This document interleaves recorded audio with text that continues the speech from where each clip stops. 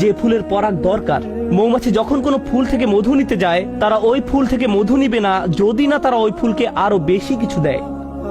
তারা একে জীবন দিবে, পরাগ দিবে। আমাদের সবার জীবনে বিভিন্ন রকম সম্পর্ক রয়েছে, ঠিক যেমন মৌমাছির ফুলের সাথে সম্পর্ক আমাদের প্রত্যেকের সম্পর্ক রয়েছে। আপনার আমার প্রতিটি সম্পর্কের ক্ষেত্রে আপনি কিছু নেন এবং কিছু দিয়ে থাকেন। আপনার বিবাহের ক্ষেত্রে আপনি কিছু দিয়ে থাকেন এবং কিছু নিয়ে থাকেন। যখন আপনি পিতা বা মাতা হন, যখন আপনি একজন শিক্ষক, তখন আপনি কিছু দিয়ে থাকেন এবং কিছু নিয়ে থাকেন। যখন আপনি কারো চাকরি করেন বা মালিক পক্ষের হয়ে থাকেন, তখনও কিছু নিয়ে থাকেন এবং কিছু দিয়ে থাকেন। কিন্তু মৌমাছি যা কিছু নেয় তার চেয়ে অনেক বেশি দিয়ে থাকে।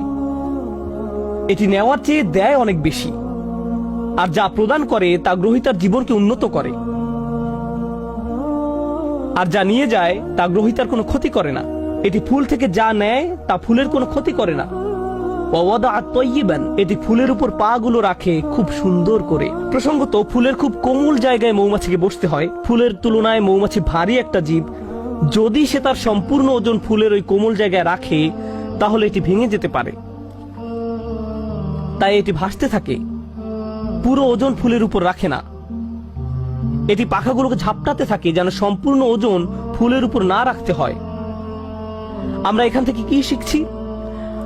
আপনার একটি সম্পর্ক আছে, কিন্তু আপনি শুধু দাবি করতে থাকেন, চাইতে থাকেন। তারপর এক সময় আপনার প্রিয় বন্ধু, আপনার কর্মচারী, আপনার স্বামী বা স্ত্রী, তাদের ধৈর্যের বাঁধ ভেঙে যায়। আপনার কিছু জিনিস দরকার, হ্যাঁ আমি একমত, কিন্তু অতিরিক্ত নিতে যাবেন না। তাদেরকে এমন চাপে ফেলবেন না যে তারা ভেঙে পড়বে। আর যদি কিছু চান তাহলে বেশি করে প্রদান করুন। তার জন্য কিছু নিয়ে আসুন, তারপর দাবি করুন। আর যখন চাইবেন কম করে চান, জাস্ট যতটুকু দরকার, যতটুকু প্রয়োজন। তাহলে আচ্ছা, এটা সুন্দরভাবে বসে, ভালো একটি জায়গা খুঁজে নিয়ে বসে, এটা সুন্দরভাবে আহার করে। এর আরেকটি উপকার হলো, যদি অন্য কোনো মৌচাকের মৌমাছি পাশ দিয়ে অতিক্রম করে এবং দেখে যে একটি মৌমাছি এই ফুল থেকে আহার করছে, তখন সে এখানে এসে কোনো ঝামেলা বাঁধায় না। কারণ যদি দুইটি আলাদা মৌচাকের মৌমাছি একটি ফুলের উপর গিয়ে বসে, তখন ফুলের ক্ষতি হয়ে যায়, এর আর পরাগায়ন হয় না, ফুলটি এর ফলে মারা যায়। তাই মৌমাছি ব্যাপারটা বুঝতে পারে। সে জানে যে এই ফুলের সাথে ওই মৌচাকের সম্পর্ক গড়ে উঠেছে, আমার আর এর কাছে যাওয়া উচিত নয়। এবং গন্ধ শুঁকে বুঝতে পারে। এরপর সে অন্য আরেকটি ফুলের নিকট যায় যাকে স্পর্শ করা হয়নি এখনো। আর আমরা কি করি? কেউ একটা দোকান খুললো, আরেকজন দেখে ভাবলো ভালো ব্যবসা, আমারও ঠিক একই রকম একটা দোকান দিতে হবে রাস্তার ওই পাশে। আর ওই লোকের সব কাস্টমার নিয়ে যায়। যখনই কোনো কাস্টমার ওই ব্যক্তির দোকানে যেতে নেয়, এই ভাই এদিকে আসেন, আপনাকে একটা জিনিস দেখাই। আমরা কি করি? আরো শত শত জায়গা আছে যেখানে আমি দোকান দিতে পারি। আল্লাহ রিজিক প্রশস্ত, আমাকে তার প্লেটের ভাত নিজের প্লেটে তুলে নিতে হবে না। কিন্তু এটাই আমরা করি। মানুষ এমন কৃপণের কৃপণ। আমি এমন মুসলিম চাকরিজীবীর কথা জানি যারা অনেক টাকা কামায়। আমি এমন ডাক্তারদের কথা জানি যারা যথেষ্ট টাকা আয় করে।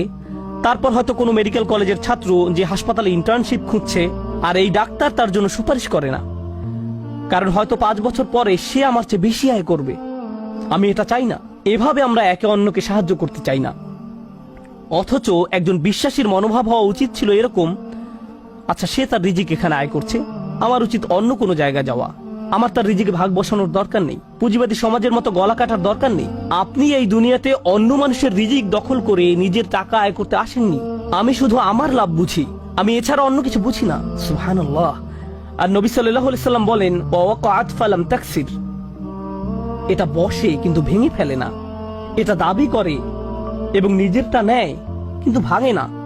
এটা নেয় সর্বোত্তম পন্থায়। আহার করার কি এক মহৎ পন্থা, বাঁচার কি এক মহৎ পন্থা। আমাদের ক্ষেত্রে ব্যাপারটা শুধু টাকার সাথে জড়িত নয়, সম্পর্কের ক্ষেত্রেও এমনটা ঘটে।